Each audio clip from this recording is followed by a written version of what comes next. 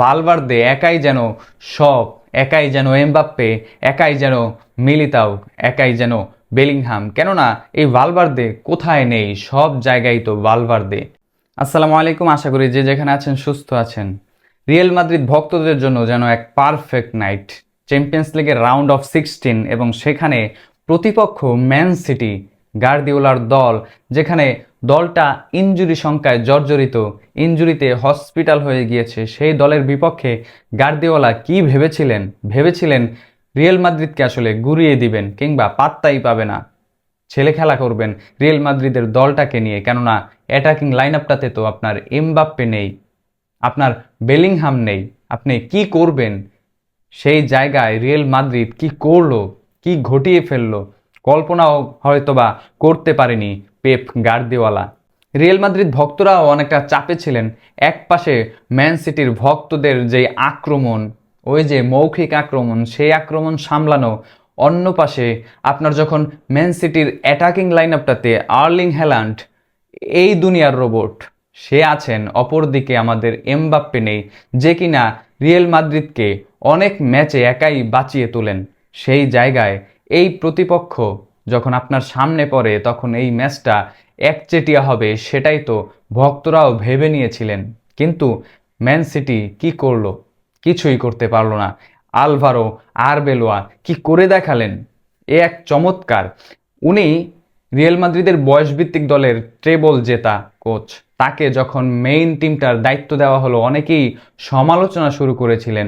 জাবি আলোনসোর জায়গায় তাকে নেওয়াটা কতটা যৌক্তিক, তিনি সেই প্রমাণটা আসলে মাঠে দেখালেন, পারফরমেন্সে দেখালেন।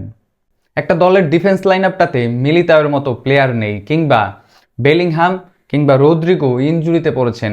এই যে এতগুলো চাপ, ইনজুরির চাপ, ভালভার্দে একাই যেন সব, একাই যেন এমবাপ্পে, একাই যেন মিলিতাও, একাই যেন বেলিংহাম। কেননা এই ভালভার্দে কোথায় নেই, সব জায়গায় তো ভালভার্দে। আপনি ডিফেন্স লাইন আপটাতে চিন্তা করেন ভালভার্দে, মিডফিল্ড ভালভার্দে, কিংবা অ্যাটাকিং লাইন আপটাতে ভালভার্দে একাই হ্যাটট্রিক করলেন এবং চ্যাম্পিয়ন্স লিগে নিজের প্রথম হ্যাটট্রিক এই ভালভার্দে। রিয়াল মাদ্রিদের জার্সিতেও নিজের প্রথম। 20, 27 এবং 42 প্রথম হাফেই যেন ম্যান সিটি ছিটকে গিয়েছে এবং সেকেন্ড হাফে গিয়ে আর কামব্যাকটা ম্যান সিটি করতেই পারেনি। সেক্ষেত্রে ভিনিসিয়াসের ওই পেনাল্টি মিসটাই সম্ভবত রিয়েল ভক্তদের জন্য এই ম্যাচে সবচেয়ে বেদনার।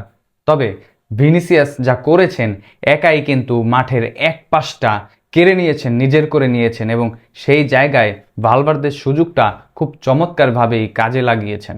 ভালভার্দের প্রথম গোল 20 মিনিটে ওরকমের ডান পাশ থেকে যে ফিনিশিংটা তিনি করলেন, ডোনারুমাকে বোকা বানালেন, চমৎকার। তিনি ফিনিশিং করে বলটা তিনি নিজেও মাটিতে পড়ে গিয়েছেন এবং সেকেন্ড গোলটাও অত দূরপাল্লা থেকে বার পোস্টকে আপনি টার্গেট করলেন, সেকেন্ড বার পিন পয়েন্ট, একেবারে ফিনিশিংটা চমৎকার। তবে শেষ গোলটাই সবচেয়ে বেশি উল্লেখযোগ্য, যেই গোলটা নজর কেড়েছে সবার।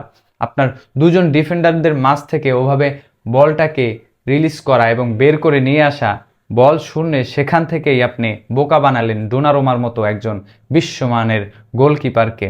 তবে যারা ভেবেছিলেন রিয়াল মাদ্রিদ ম্যান সিটির কাছে পাত্তাই পাবে না, তারা আসলে এখন অনেকটা কোমায় চলে যেতে পারেন। কেননা ফার্স্ট লেগ শেষে রিয়াল মাদ্রিদ যখন 3-0 গোলের ব্যবধানে এগিয়ে থাকলো, পরের লেগে আসলে রাইভালটা আরও চমৎকার জমে উঠবে। ম্যান সিটি কি কামব্যাকটা দিতে পারবে, নাকি রিয়াল মাদ্রিদ আরও একবার চেপে ধরবে গার্দিওলার দলটাকে, আর্লিং হ্যালান্ডকে আরও একবার শূন্য করে দেবে? রোবটই থাকবে, গোল করতে পারবে না, এমনটাই কি হবে কিনা? কমেন্ট বক্সে আপনার মূল্যবান মন্তব্য অবশ্যই জানাবেন। আপনার আসলে অনুভূতি কি এই ম্যাচের, কিংবা সেকেন্ড লেগ নিয়ে আপনার আসলে প্রত্যাশাটা কতটুকু?